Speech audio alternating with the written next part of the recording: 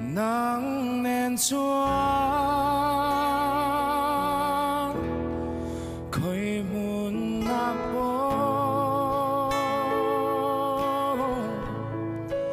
nắng nên chúa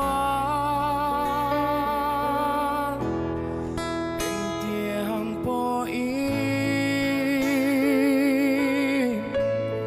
sẽ ôm mà bố re thấy bố ý nắng nên chúa van ram mắt trắng trì in nên ôm tu ri cây ma hi min siama in nên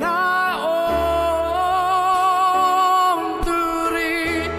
và bao lâu tu ri ít lâu chúa anh mà ya